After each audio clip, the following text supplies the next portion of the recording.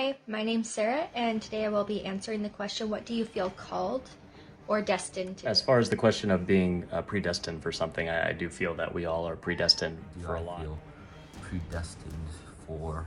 I feel predestined to be a Christian. What I feel I've been called or destined to do is be a special education teacher. Since I was very young, I was always kind of drawn to playing with people with different abilities, and as I got older, I just saw how amazing and unique each person really is. I feel like I was destined to work with children, as I'm the oldest cousin on my mom's side, so growing up I was basically like a babysitter to my younger cousins. I'm not really sure if I know what exactly I'm destined for, but what I do know is that answer probably heavily relies on who I decide to keep in my life. There's a lot of pathways that are laid out for us, but I do believe that we also have to act upon those predestinations. Middle school, I felt a very strong calling to go into the field of special education and to work with children, mainly children, but even young adults that have different abilities. The people that I decide to associate with, whether that's family or friends, I basically taught them whatever I knew, and I always noticed I had better relations to younger kids as compared to adults. It was because there was no way in hell that I could have became a Christian on my own, in the sense that I found I would figure out that it is the only way to salvation, that Jesus is the only way to salvation. The people that I keep in my life have a very strong influence and impact on my life. So if I had people that were currently negatively impacting my life, that I wouldn't be destined for good or great things. They don't just fall into our lap kind of a thing. You can't just like blindly walk down a path and end up where you need to be. But I think that if you work hard and you put your head down, and you just be a good person, things usually will work out for the best and lead you to where you need to be, where you were predestined to be, honestly. So, and something that I think is so great about this field is that you get to work with so many different unique individuals that are at different places in their learning and their development. And I get to meet them where they are at and to encourage them and build them up from there. And there's just nothing like it. It's such a special feeling to know that you get to work alongside someone and to build them up and encourage them. As a kid, I was very anxious around adults, and I still am now. I can't talk to adults, and I have a sort of formality when I speak to anybody older than me. Whereas if I'm speaking to someone younger than me, I feel like I'm more comfortable with them, and I feel like I can adapt easily, so I can understand what they're saying. And, well, I don't really know what exactly I'm destined for or what other people are destined for. I can definitely theorize that your actions will shape your destiny, but so will the people that you have in your circle. For me, having free will has helped me whenever I've made mistakes, being able to take accountability for those actions and take the responsibility, but also whenever I do things that are good, me being able to put that on myself and saying that that's something that I did. God definitely, since predestined me to be a Christian, he chose me even before I was born. And that's what it says. So. And I feel like I'm kind of like a mentor to them in a way. So I feel like I'm destined to work with children. And funny enough, my career path that I'm going into right now is teaching. So it's going to be very interesting.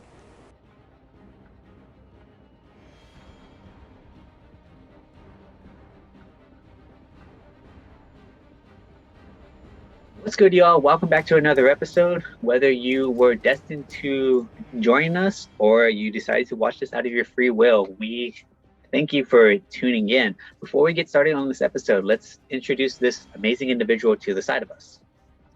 Oh, well, thank you for that introduction. My name is Fernando Jimenez. I'm a professor of literature composition and humanities at East LA College. I met Mario at East LA College. So just to be transparent, he was my student. He was a great student. And I appreciate the kind words. Mario, it's good to see you again. Definitely always great to get some wisdom and education as a student. Well, we'll see. Always have an open mind. First question that we have, though, from your perspective, what is predestination? Well, I mean, the simplest definition of predestination is the belief that there is some higher power that has a plan that has already mapped out everything that will occur to humans and to the material universe from beginning to end. That's the simplest definition. But of course, you have that idea of predestination, and it's played with in various cultures and various belief systems.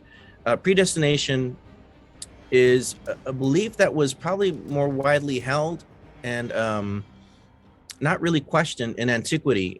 We living in contemporary times, we probably have a very difficult time understanding the belief that the higher power knows what we're going to do, and just to accept that. We live in a time period where we truly have embraced individualism, which comes with the idea of freedom of choice, free will, being able to choose your own path. These ideas are in direct contrast to the ancient world and times of antiquity, where they just accepted that they had a certain path that was laid out for them, and it wasn't something they necessarily questioned too much. It was more about how do you deal with it, not rather is that happening, but you know, or is it correct, but rather it is what it is. Things are predestined. Things have a rule, an order, and so it's not so much about questioning whether that exists, that I have a destiny or a fate to follow, but rather what is my role in fulfilling that fate or accepting that fate. You know, you have you go back to the Greeks. You have the famous Oedipus Rex trilogy of plays, one in which he's trying to run away from an oracle's prophecy, the prophecy that he will kill his father and marry his mother. And it's not just Oedipus who's running away from it, it's his parents. You know, that's what sets the whole thing in motion. They get this prophecy and they send him out. They want to kill him, but they send him out into the wild, and he ends up growing up in a different city with different parents, and that sets the whole ball of running away from one's fate and the inescapability of doing so. And that's a very common Greek belief. They believe in the fates. You have the three fates who control past, present, and future. They control how long a person lives. So this question of whether or not we have a predestined path was never a question. It was a belief. And so the question then is, how do I deal with it? In Oedipus's place, you can't outrun it. And so one of the lessons, one of the common themes in Greek and Roman Stoicism, by the way, as well, is being aware of your fate, your destiny, your role in your family, your society, and then figuring out a way how to accept it and fulfill it to the best of your ability. In fact, that's what makes a good Greek or a good Roman, is fulfilling your duty. And this is also found in Eastern Asian philosophy. The idea that there's a moral order in nature. Again, slightly different ideas, right? From the Greeks and the Romans, we have gods who have created the world as is, and there's rules and order, and there are paths for us to follow. In Eastern Asian philosophy, it's similar, but it's not so much that a god has done it, but rather nature itself has rules, and we need to fit into nature's structure, if you will. Everything in nature has a role from that point of view. You know, if you look at Confucianism, the idea that we all have a specific role to play, whether it's in our family or society, and we need to fulfill it. That is based upon the idea that in nature, everything in nature has a role to fulfill. And so you can think about a role as a predestined position in the world, or job, or path. So from that and point of view of ancient belief systems, which is something difficult for us to understand, there is no questioning of fate. It just is. So how are you going to fulfill that fate?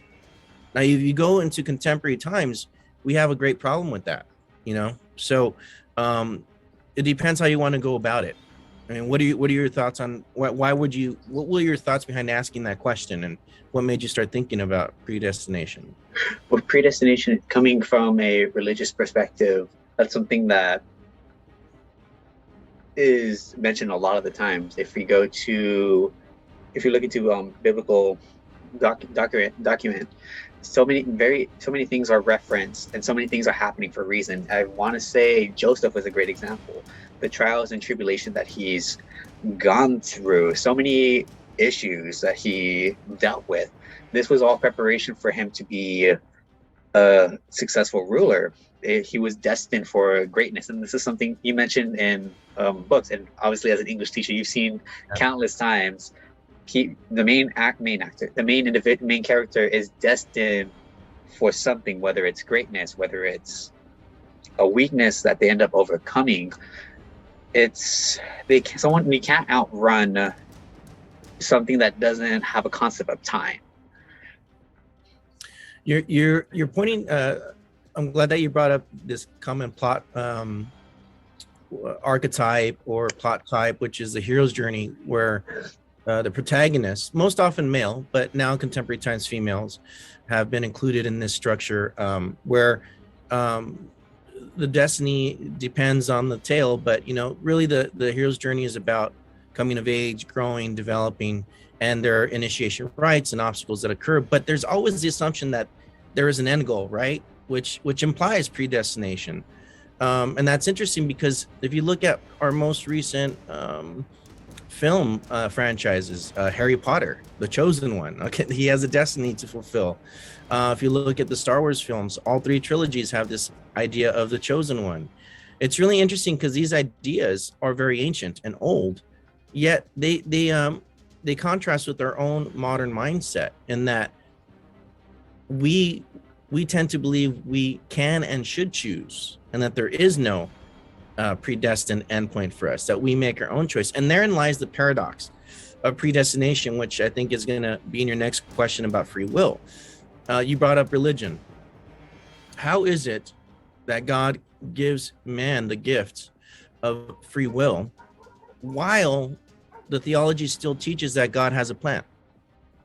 That's a paradox. You have two contrasting ideas. You can't have free will and have a plan or predestination simultaneously. So religion, especially the Abrahamic religions, you brought up Judaism, Christianity in all its forms, and even Islam, we have this tension in those two beliefs, because we hold those contrasting ideas together at the same time.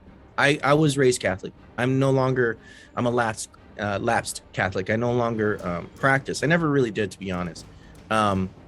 But the idea that God has a plan for us and the material world, his creation, while also giving us the ability to choose for ourselves what we will do, where we will go, what paths we will take, whether we will sin or not, those are at odds. And so this is a conundrum. This is a problem that if you think deeply upon it, becomes a major issue. How can you reconcile these two opposite beliefs?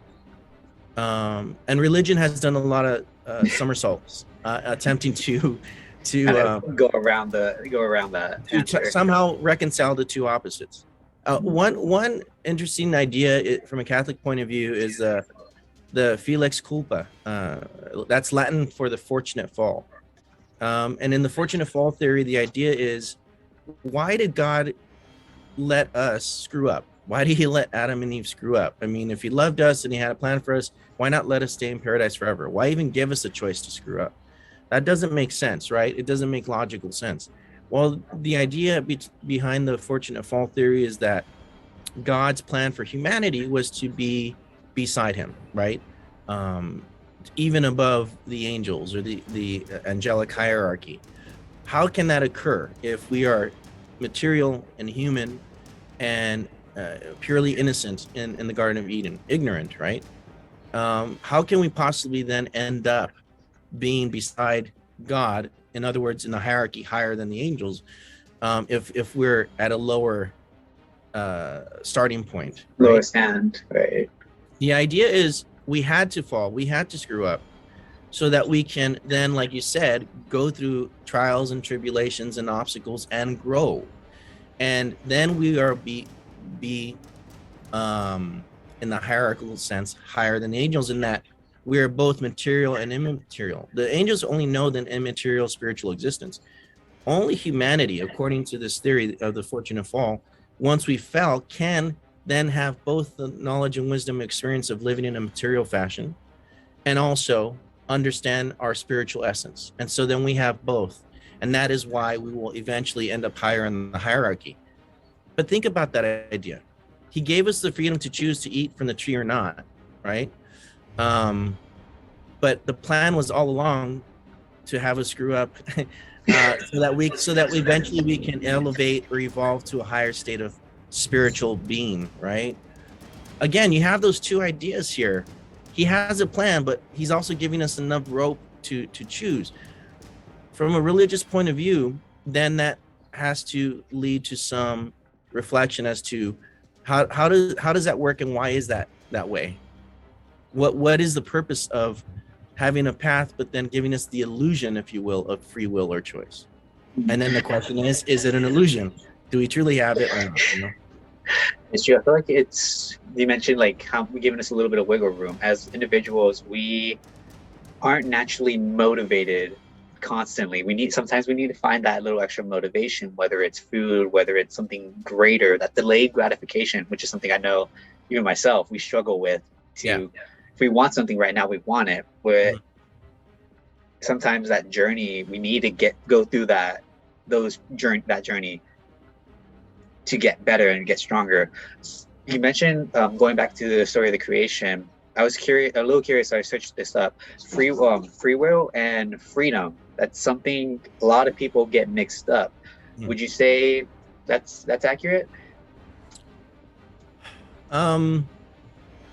Yes, because free will has to do with the sense of choice and individuality within creation, whereas freedom is more about taking actions, right? So one is really about the thought, the other is about the physical action, but they're intertwined.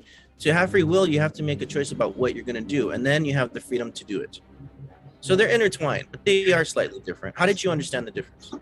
So for me, with the free will, similar to how you mentioned, like free will, you have that little, you can see like a little circle, and then freedom is that bigger circle. You have possibilities of multiple choices, where free will, you have the capability to choose or not to choose. But then you have to go back to that question: is if there is predestination, is there really a choice? That is true. The predestination it's very similar to I call it like a marionette effect, where we feel like we're able to do everything, but someone's always holding the strings. Someone's controlling us at the end of the day. Right.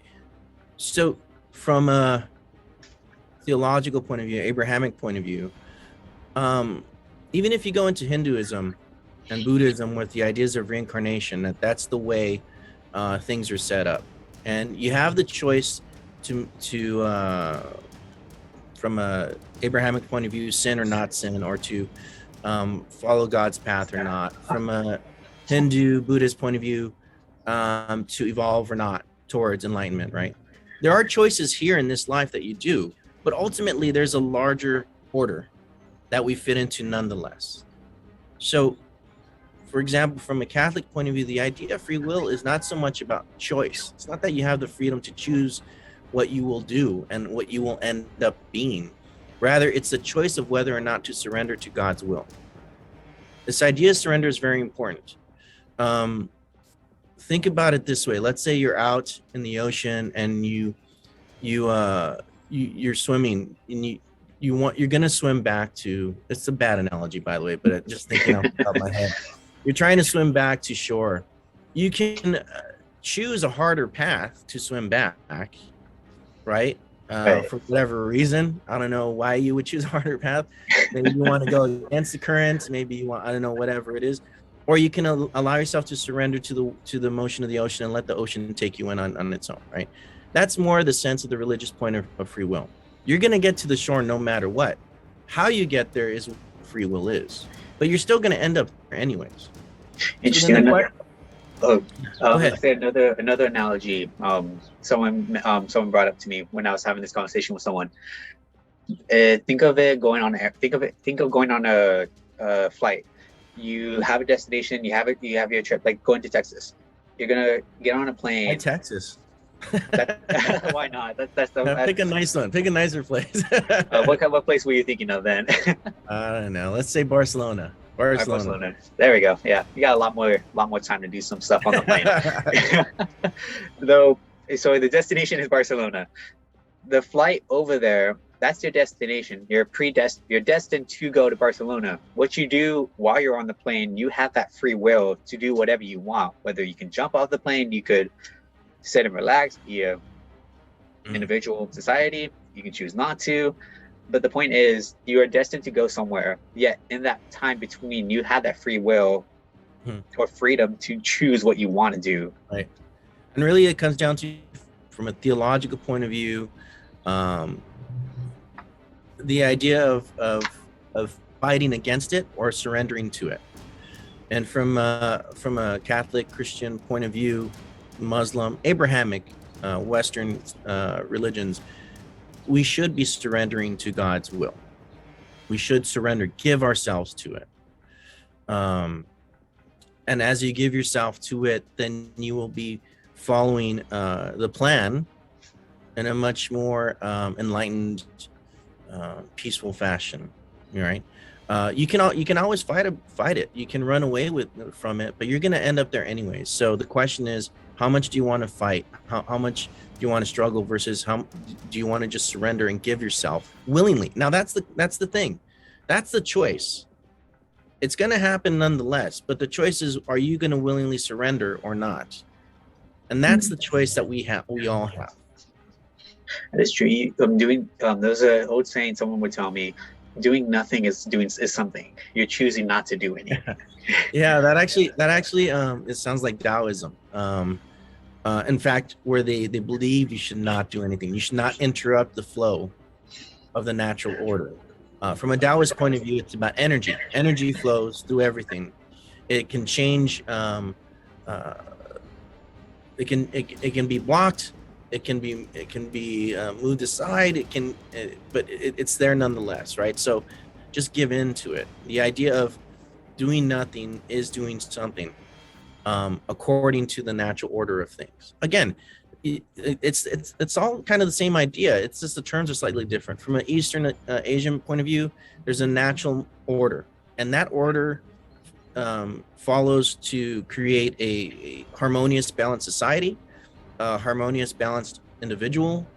There's even a sense of that there is a moral order in nature that we should follow, which is a very Confucius way of thinking, that in nature, if we just follow the order in nature, we will then be moral, good people if we follow the structure as it is, which is a very Asian way of thinking. If you think, I know this is going to sound like a stereotype, but Asian cultures tend to think about community and our place in it much more than Western civilization.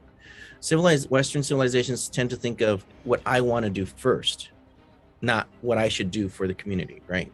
And that comes from that idea of there's a moral order, there's an order in nature that we should fit into and follow, surrender to, give into. Don't do anything to disrupt the flow.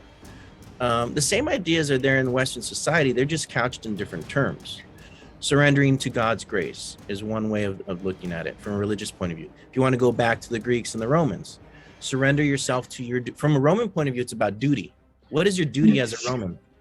From a Stoic point of view, your duty is to fulfill all the virtues that you're capable of fulfilling and exhibiting. And in doing so, then you will fulfill your duty to your family, your community, your society. Same thing for the Greeks, right? Right. There is a destiny. No matter how much you run, it's going to happen. So what's your choice? How are you going to go about fulfilling it, right? All different terms, but basically the same ideas, right? You remind me of this another quote. It says, "You have 24 hours in a day. How you do with it is up to Right. you." Right. Right. And it's funny Right. because people would mention this is where people will have that freedom to choose. Like sometimes people have, obviously we're not perfect, and sometimes we have issues that need to be attended, like physical issues, health issues that take up our time. However, if you break it down, it kind of goes back to that same thing. We can choose to attend to our health concerns, or we can choose to do other things. Well, think about it in modern terms, especially from a Western mind. Sorry, there's an airplane flying by. Talking about your airplane analogy, right? Hopefully they're going to Texas. Barcelona. They're going to Texas. They're going to Texas. They're going to Texas for some barbecue. Let me ask you this: why do you think we have such a difficult time accepting this kind of, accepting that old mindset from antiquity? You know, like it is there, accept it, and then figure out a way to deal with it. We tend to fight it. No, I have complete autonomy. I have complete agency. I can choose to be what I want to be. I can be anything, right? Why do you think we have such a hard time reconciling these ideas in a modern sense? In a modern sense? In other words, why are we so obsessed with our own autonomy, agency, and freedom of choice? If all these old ancient belief systems point out that there is an order that we fit into. There is a way to accept one's path and to do so. Able to fit in. What's that? I guess it kind of goes back to us going back to how our leaders run things. Not saying like it's them, but just the way they carry themselves. We've forgotten as society how to agree to disagree. That's one thing. More importantly, being okay with not being right. Nowadays, everyone, it's either I'm right or you're just not right. What does that have to do with freedom of choice, though, and free will? And freedom of choice, I guess that freedom of choice is that we are, as individuals, we choose what path we want to go to. But do we? At the end of the day, I feel like we don't. Why is it so hard for us to accept that? I'm honestly not too sure. I guess we're closed-minded at our environment that we're around. If we get away from religious ideas and old and philosophical ideas from the Greeks and so forth, and just think about all the elements of our contemporary society that are in place to limit choice. You brought up, all this kind of vitriolic, toxic lack of discourse that we have now, because there is no discourse. There's no conversations where people speak and listen, and then vice versa. It's always shouting and I'm right, you're wrong, and fuck you, or you're an asshole, or whatever, right? So there's this sense now, again, that we're fighting about I have the choice, but look at all the things in our society that limit choice. We can go, it was very political, the masks, and despite what anyone thinks about vaccines or the efficacy of masking and all that, I don't want to get into that issue, but just look at the reaction of politically that occurred, which is it's my body, it's my right. I have the freedom to choose whether I mask up or not, right? But think about how many other things you do daily that we do because we are told to do legally. Driving. How many rules do we have to follow to drive?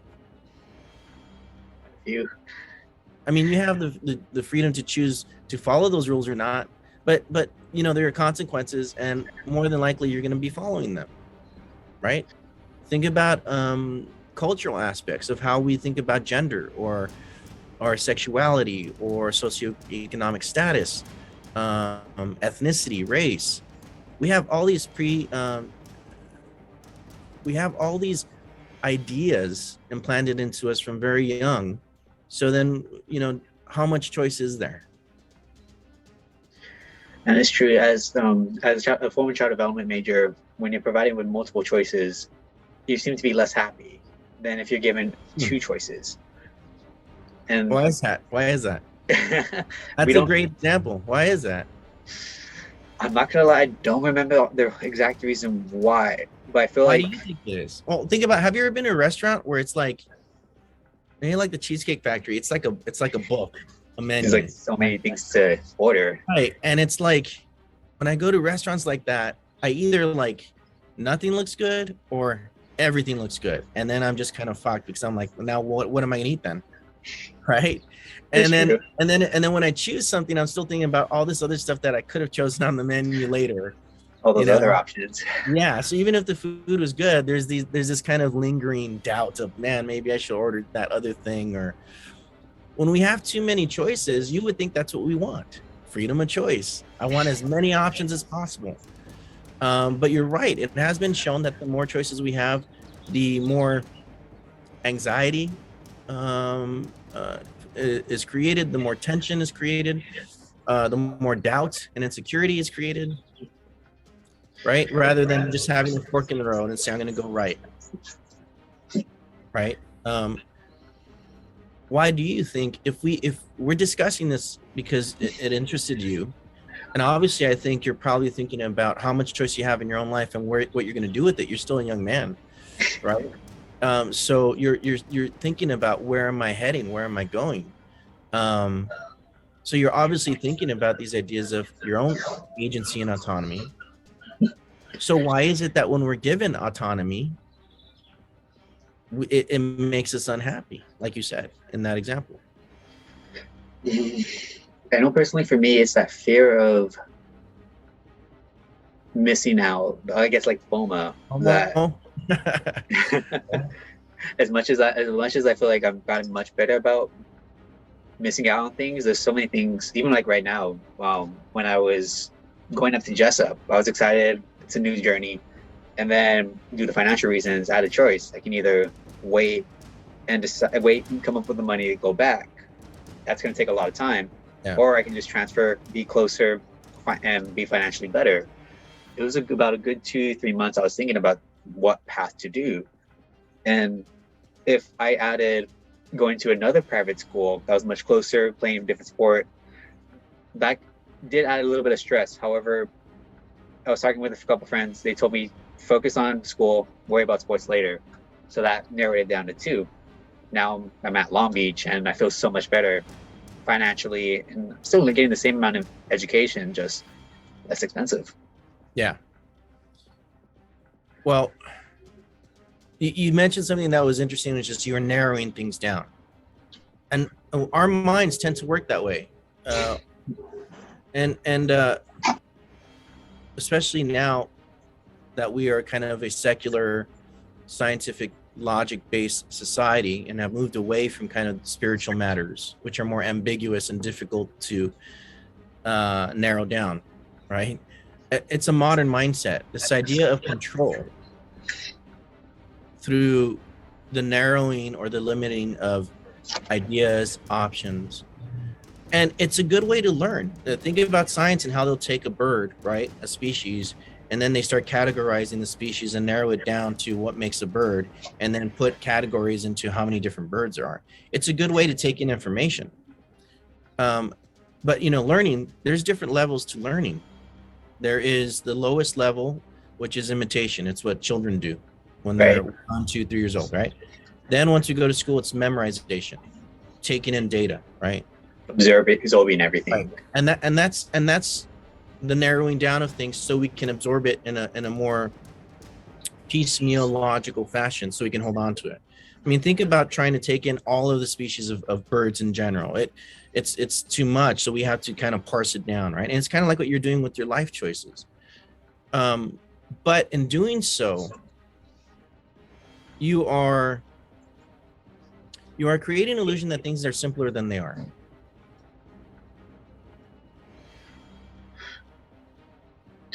Creating simplicity, that's something that as individuals we struggle with. Like we complicate so many different things, and like how you mentioned, I disagree with you. I think we do the opposite. We oversimplify things.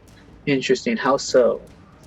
Think of anything that we do, and we simplify it to the most basic set of principles, ideas. There's no nuance in our society at the moment. Not that there's a great deal more of nuance in the masses 1,000 years ago, but there's a lot more openness to ambiguity, to self-reflection about things that are difficult. We tend to want to say it's one thing or the other now. And that brings us back to free will versus predestination. It's one or the other. If you're predestined, there is no free will. If you have free will, that's not true. Those two things can exist at the same time, but it takes a lot of mental gymnastics and self-reflection and really brutal honesty about your own state of being, your own state of mind to do that. But we don't like to do that. It's almost like getting out of that. And I'm making a generalization. Obviously, there are many people in our society who are deep thinkers. But in general, we tend to want to oversimplify things because we want to avoid all those complex layers of what it means to be a human being, and how can a paradox exist? How can two contrasting ideas exist together? Right? Like how to avoid that gray area. Right. We don't like gray areas. Right? And to bring it back to what you said earlier, when people shout each other down, and it's happening on both sides, the extreme sides. Politically, those on the left are shouting certain ideas, and if you disagree with them, they want to cancel you right out. On the other side, on the right extreme side, it's not canceling, it's censorship. But it's the same thing, basically. Same thing, just different terms. Right. And they're both doing the same thing. Why? Because they're not engaging to explore the gray areas. They want it one way or the other. You're either right or left, right? You either have free will or you have a fate, right? We like to create these dichotomies, right?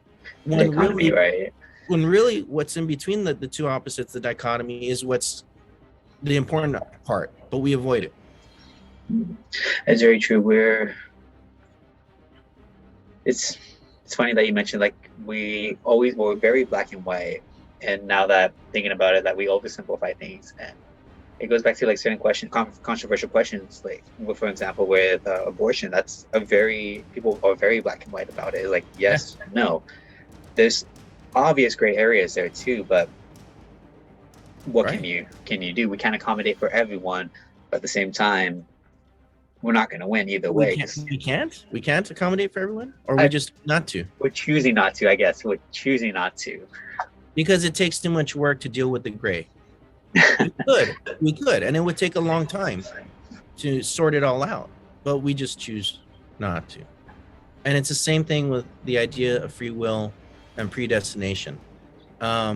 We tend to want to create a dichotomy out of it and choose one or the other, and not really see how they can overlap and fit into one another, right? I was thinking of something and I just lost my train of thought. Sorry. No, you're good. It'll come back. No worries. So what was the last question that you had? The last question was, we actually answered it quite a bit, but just to bring up the question again, do we have free will if we are predestined for something?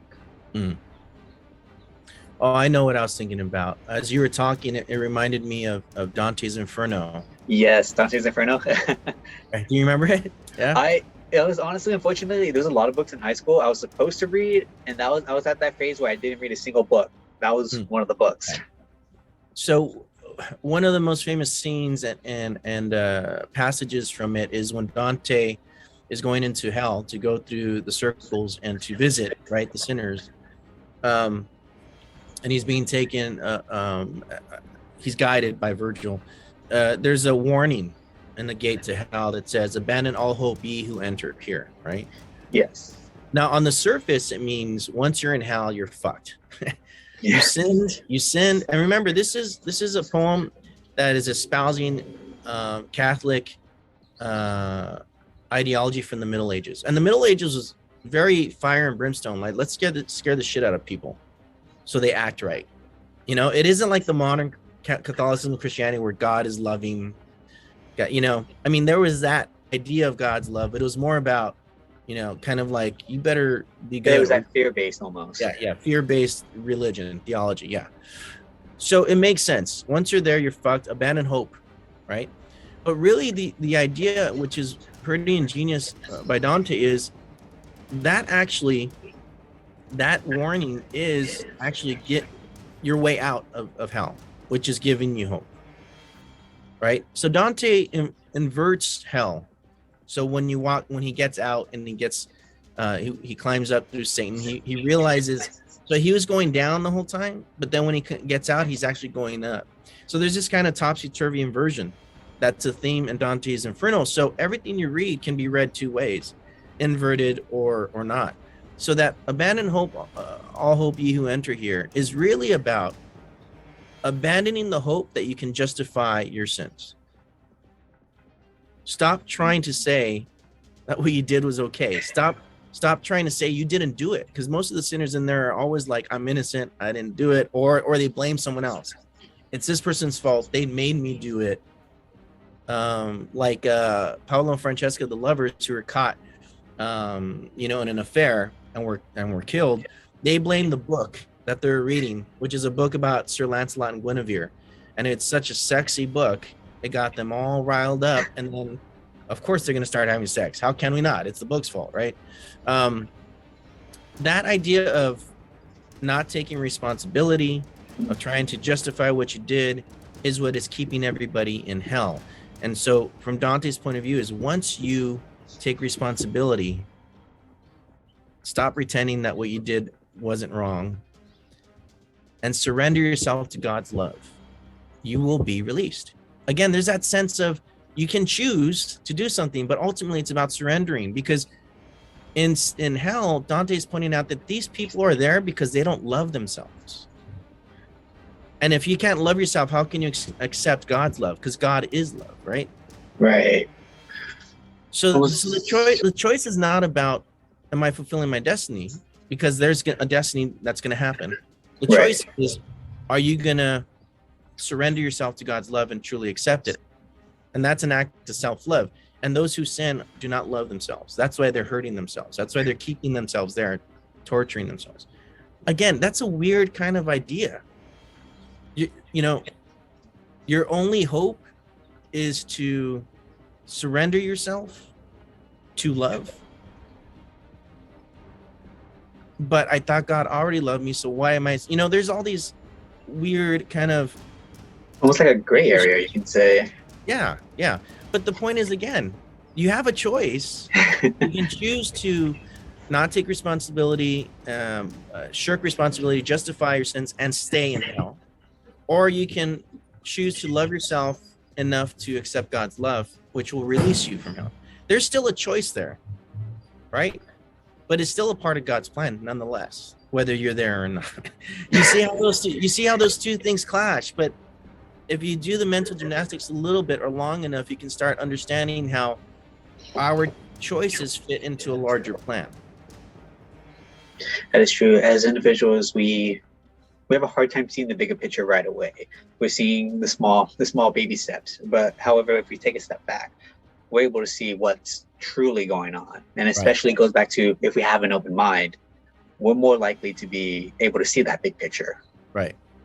And that's very similar to modernist existentialism. I'm going to give you kind of a watered down version of it. But the idea is, you first have to become aware of all those things in the bigger picture that have influenced you, right? Existentialists are atheists, by the way, so this is a very non-religious, it's very secular philosophy. You first have to become aware of all the things in society and in your life, the bigger picture that has influenced the way you think and behave, right? Once you become aware of that, your parents, your religion, your government, the time you live in, all that stuff, you know, once you become aware of that, then you have to accept the fact that you are not truly being yourself, and you have not been choosing to be yourself. Because all these things have been influenced you from birth. It's funny you mentioned that. I was thinking about it when we were talking. I might have zoned out for a little bit halfway through this. I'm not gonna lie, but it reminded me of this one time you. Every time I was in your class, I was always leaving something new, and there was this one time I just questioned my whole life, and it was that example was like, what you're doing, what you want to do right now is not what you want to do. And I don't know if you remember, like you told me like, what do you want to do? I'm like, I want to be. I think I said I want to be a teacher or something. Like, no, what do you want to do? And I'm like thinking about it, still gonna figure it out. And then that's when you mentioned like we've been influenced by our environment that this is what we want to do. Right. So, but have we taken the time to separate ourselves from those influences to really question what is it that I want to do away from that? Am I doing this because my parents or my culture, or am I doing this because of my society? What are the real motivations behind what I'm doing? Most of us don't take the time to think those things through. And so we may think we have the illusion of free will again. Even remove God or religion, just totally secular. Walking around, I don't believe in God. I'm walking around in the US, here in LA. How many things in LA, how many things growing up in East Los Angeles, which I grew up in the barrio, Catholic school boy, raised by my mother and grandmother, largely surrounded by women on my mother's side. All these things that you don't even reflect upon have shaped me to a certain extent. And so I have to, if I was a true existentialist, I would have to take the time to really ask myself, what am I doing and why am I doing it? And where is it coming from? That's when you start getting to freedom of choice. Existentialists do believe in free will. They do believe we have the freedom of choice, but it's hard. it's a hard process. Because everything you think, everything you do, you have to think about why and where is it coming from. It's almost like you have to be a little kid again. Why do we have to do this? Why? Yeah. Why? And they beat that out of us. They tell kids because I tell you so. That's it. Or if it was my grandmother, because te voy a chingar, so cállate, right? I'm gonna shut up and do it, or I'm gonna beat your ass, right? They beat that questioning out of us. And so we turn 20, 25, 30, and the choices we've made, it turns out, really weren't ours. So free will and freedom of choice is a difficult process to earn. You're not given the right to think freely. You have to earn the right to think freely by true, honest, brutal self-reflection and constant attempts at awareness. Every day, everything you do, why am I doing it? It becomes tedious, and it can lead to a crisis. It can lead to a questioning of who am I in the deepest sense. But for them, that's the whole point of free will, to go through that process. To find that destiny at the end of the day. How many of us do that? I can't say I do it very often. I do it occasionally, but constantly, it's work. I mean, you mentioned it that day in class when I asked you those questions. Since then, how many times have you continued to ask yourself those questions? Quite a few times, honestly. And why are you wearing that black shirt? I mean, where did that come from? It just, I just wanted to wear it. No, there's no just I wanted to wear it. Why did you buy it to begin with? It's Adidas, which I love. I'm an Adidas guy too. But why did you get into Adidas? Definitely Adidas. The brand wasn't a big preference on the brand. I was just focused more on the material and the coloring, because at that time when I wore this, especially when I took a class, I was really chunky at that time and I would sweat a lot. I didn't like showing people that I sweat easily, so I would wear dark clothes. I have that problem, and I've had it since when I was young and thin. So I think it's just something that. Do you still sweat a lot? Quite a bit, yeah. Yeah, it's just I sweat when I sleep. My niece does too. So I think it's just a genetic thing we have or something. But yeah, everything, like your hair. Why did you choose that hairstyle? Why did you choose your facial hair? Why did you choose those glass frames? It sounds ridiculous when you start thinking about everything, but that's the whole point. Unless you really think about why you did it, then you're not really thinking freely for yourself. Right? It's true. Like if you're not caught, how do you say it? If you're cat hasn't caught your tongue yet when you're asked a certain question, you're not thinking deep enough. Yeah. You haven't stopped to really reflect. Yeah. And that's not to say that you can't choose to follow whatever your family tradition or ethnic cultural expectations, but at least you're choosing it truly aware of why you're choosing it. You know, existentialism is all about we're walking through life without even realizing why we're doing what we're doing. Let's force ourselves to become more aware of it. And then that's freedom of choice. That's true freedom of choice. That's true free will. When you are self-reflective and aware enough to understand the choices you make and why you make them for yourself, not because it's been ingrained into you. Being able to separate yourself from society, be just even yourself too, that your personal self, it's a journey, but it'll be well worth it at the end, because you'll be able to see so many different things, even the bigger picture. Right. And that's the hardest part, the bigger picture. Like you said, we want things fast. We want to be get fulfilled quickly. What's the term? I'm going blank right now. What's the term? Instant gratification. Instant gratification. Thank you. We want instant gratification, and so it's hard for us to get out of that and see the bigger picture for things. You know, and again, because the bigger picture comes with true, deep self-reflection, brutal honesty, patience, perseverance. You got to keep, thinking about it and reflecting and deciding to choose. But then ultimately you could argue against existentialism and say, even if you do all that, there's still so many elements to our society that has been set up to limit choice, that even if we're aware of what we're doing, the question is, again, do we still have freedom of choice? Maybe I know what I'm doing, but the way you treat me based upon how you see me on the street, I have no control over, And it's true. As long we gotta first be able to control ourselves. We're not able to control what other people think, and that's something. A lot of things we gotta work on, but we gotta start somewhere. So do you have agency then? Do you have autonomy? If you let's say you do exactly what any existentialist would hope you would do, right? You're completely self-aware, persevering in your self-questioning, and thinking, and you're making choices truly based upon your wants and needs rather than what's been ingrained in you. You still go out into the world though, and people still see Mario as a Latin male, and someone from an older generation. It's not a big deal now, but when I was growing up, a guy with long hair, very So these people will start treating you based upon their own assumptions of you, which you can't control, what you said, right? So the question is, how much control do you have? You can walk through your life and make choices, but there are other forces outside of you that are constantly acting on.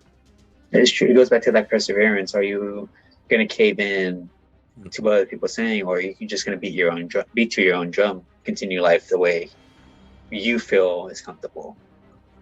So what was your intention in asking these questions then? Like, I'm interested in your topic today. And this, what was the motivation for it? Yeah. Honestly, the motivation originally was figuring out, it was going more political versus religious, that in the United States, we're known as the land of the free. Being in the United States, that's far from that, but depending on who you are, right? Yeah. And it kind of, if you take a step back, what does freedom mean? And if you talk to each individual, freedom means different things.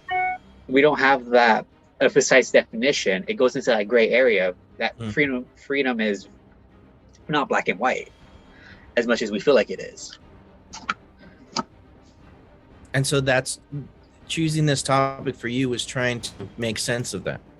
In a way, yes. It was just figuring out where to start, where to go, pretty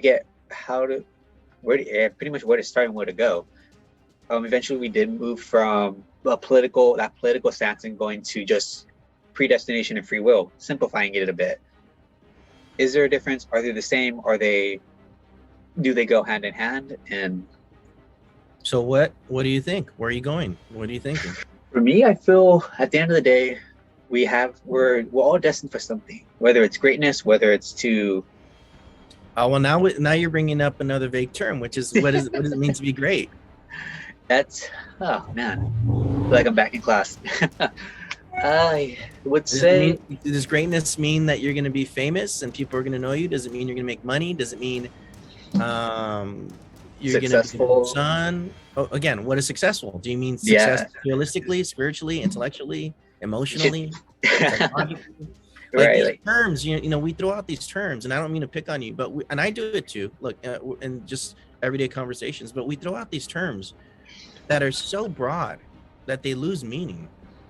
And so when we're throwing out these terms, unless we truly start thinking about specifically what is meant by whatever we're saying, we're not going to get anywhere. It just becomes platitudes. It becomes slogans. You know, like, you know, think about any cult leader. They have these incredible, you know, phrases and sayings, but when you stop thinking about it, it's like, what the fuck does that mean? And I don't even know what you're saying. What does that mean? You know, and we have to ask ourselves that. So, what is greatness, Mario? If everyone is destined for greatness, I don't want to put words in your mouth, but you kind of said that. yeah. What do you mean by that? What is greatness then? Great. I feel when it comes to greatness, I feel it's doing something to the best of your ability. What that means specifically, I'm unsure. I feel like that's going into a gray area because everyone is. So everyone somebody can skill. be a great duster. In a way, yeah. If that's where Someone's they feel like an amazing masturbator. They're just like they have whatever. the technique down, and they're like the most amazing great one ever. I mean, whatever tickles the pickle, but wow, literally in that instance, right? that's it. So what you're saying is greatness is relative relative to the individual and what they desire and need.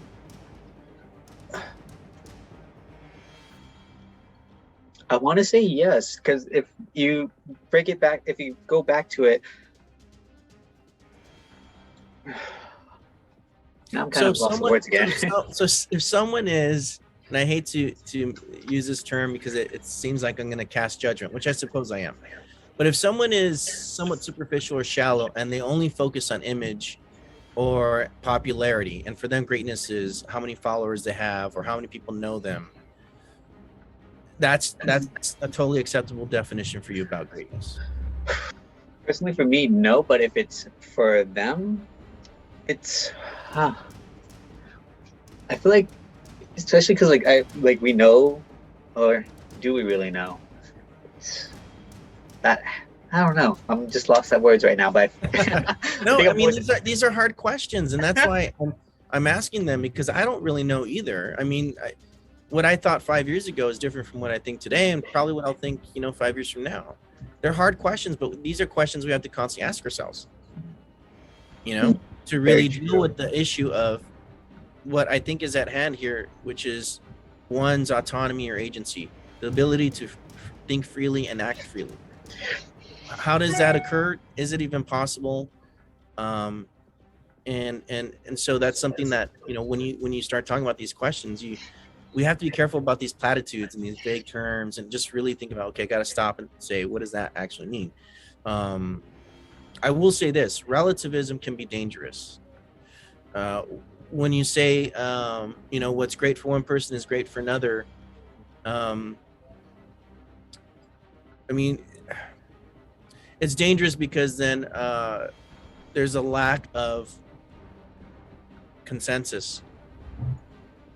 And each society has a belief system and an ideology that we attempt to adhere to. There's an old saying you reminded me of in sociology class. It's one man's freedom fighter is another man's terrorist. Yeah. Mm-hmm. It's perception, right? It's perception. So then the question is, what makes a person a freedom fighter versus a terrorist from whose point of view? That is true to a certain extent. But again, that statement points to the way we delude ourselves. I asked you the question about what's greatness. Well, what is terrorism? I think we would say it's someone who is aggressively, violently creating terror in the daily lives of people or of a society, right? Unjustly, without any provocation. What freedom? Who would you say is a freedom fighter right now? I mean, we can talk about Putin and Ukraine, and from the Russian point of view, they're freeing the Ukrainians from Nazification. But if you look at it logically, we know that's bullshit. It's bullshit. And we also know that many wars and that the United States and other countries have been involved in say it's for democracy, and we know it's bullshit. So to say it's relative is not quite true. We do know what terrorism is. We just don't want to apply it to certain people or certain countries because we happen to be in that country or those people, right? And then again, that's a lack of honesty. And that's key to freedom of thought and freedom of choice is brutal honesty and self-reflection. It's true. It's a lot of things. Honestly, I lost the words at this point. I think I'm more afraid of just saying anything because I know I'm gonna have to need to ask that follow-up question. No, but I mean, ultimately, I think you're doing what probably any of the belief systems or great thinkers or theologians or philosophers that we've kind of touched upon briefly would say, which is keep asking and keep thinking, and then you'll find your way. You know, I'm gonna go back to something you said. You mentioned that it's not so much the goal but the journey, right? It's kind of an old cliche. Maybe that's the case here. Maybe the point here is not to find a conclusion to whether there's predestined paths for us or whether we have total free will or not. Maybe the whole point is just asking the question and thinking about it honestly. And that's the whole point there. Maybe, I don't know. I mean, if I had the answer to your question, I'd be maybe rich and writing a book on it or something, you know, but it's an unresolved question. So I'm going to go back to what you said. Maybe the whole point is just to think about it and not necessarily find the absolute answer. I don't know. That is true. We won't know what the answer is until, well, we may not even know the answer. And if it's right, how do we know it's right? Right. Wow, you brought up a good question. If we come to a conclusion, how do we even know it's right? Well, now you're touching upon ideas of godly omniscience and whether or not humans should adhere to their limits. Should be satisfied with the fact that we can only know so much and let it go? Or should we keep striving to keep knowing as much as we can, even get to a point where it's godlike knowledge, you know? That's another question that you brought up right now. Does it even matter whether it's right or not? Will we ever know if it's right or not? I don't know. That is true. And that is going to be our question we're going to ask you guys. Does it even matter? But more importantly, thank you guys for watching. This was a really in-depth and out-depth episode. If you have any questions, you guys know what to do. Leave them down, like it, share it. If you have any videos, if you have any questions about certain books that we mentioned, we'll leave them in the description. That being said, pass a smile, stay safe. See you guys next time.